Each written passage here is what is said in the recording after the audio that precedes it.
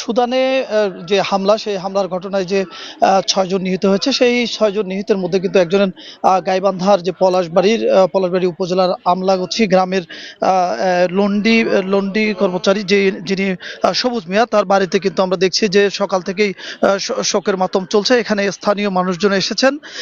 সবুজ মিয়া ২০১০ সালে সেনাবাহিনীতে যোগদান করেন এবং ১ থেকে ১.৫ বছরের আগে কিন্তু তিনি বিয়ে করেন এবং এখন থেকে ১.৫ মাস আগে তিনি এই সুদানে যান এবং ১.৫ মাসের মাথায় কিন্তু তিনি গতকাল যে হামলা, সেই হামলায় কিন্তু নিহত হন।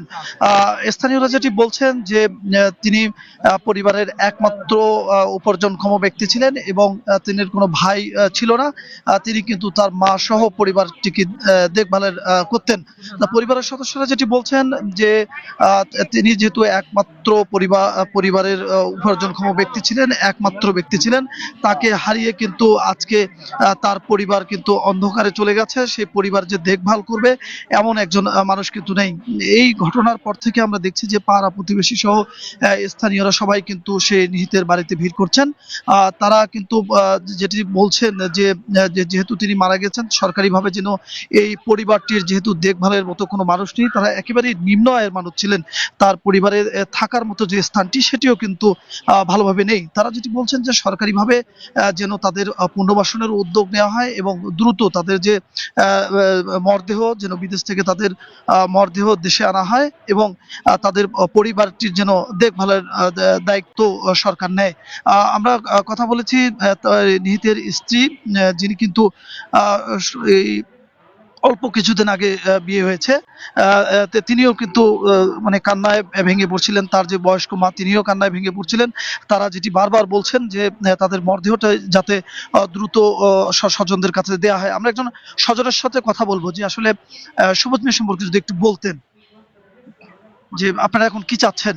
হ্যাঁ চাচ্ছি, আমার বাংলাদেশ সরকার এবং বাংলাদেশ সেনাপ্রধানের কাছে আমার অনুরোধ যে অতি দ্রুত লাশটা যেন আমাদেরকে ফেরত আনার জন্য চেষ্টা করবে, যাতে আমার লাশটা আমরা দেখতে পারি বা দাপন সম্পন্ন করতে পারি।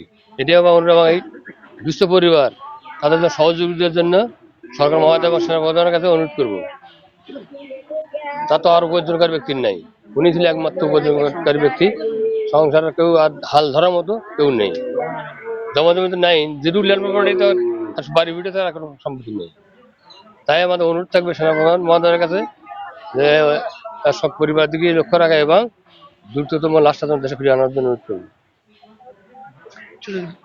হ্যাঁ ভাই, ও তো আমাদের ছোট ভাই। আমরা কালকে যখন জানতে পারছি ও হচ্ছে ওই দুর্ঘটনায় মেরে গেছে, তখন থেকে আমরা খুব শোকাহত ওর জন্য। আমরা এটাই চাইতেছি বাংলাদেশ সরকারের কাছে, ও যেন তাড়াতাড়ি আমাদের মাঝে আসে এবং দাফন করতে পারি। এবং ও অনেক ছোট, অনেক কষ্ট করছে ছোট থেকেই, এটাই। ছোটবেলায় কিন্তু এই যে নিহত সবুজ, তার বাবা ছোটবেলায় মারা যান। ছোটবেলায় মারা যাওয়ার পরে কিন্তু একমাত্র ছেলেকে তার মা কিন্তু একেবারে লালন পালন করে বড় করেন। সেই ছেলেকে কিন্তু অসময়ে অকালে হারিয়ে কিন্তু তারা বারবার শোকে মরছে যাচ্ছিলেন।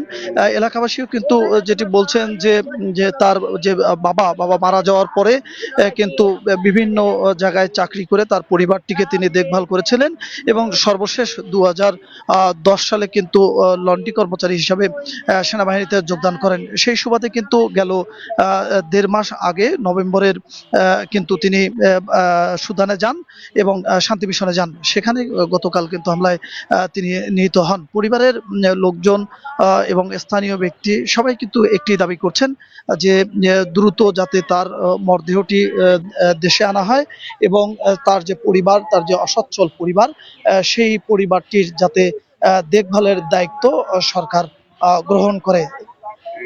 এই ছিল গাইবান্ধার সুদানে যে নিহত সবুজ, লন্ডি কর্মচারী সবুজ, সেই সবুজের বাড়ি থেকে সর্বশেষ খবর।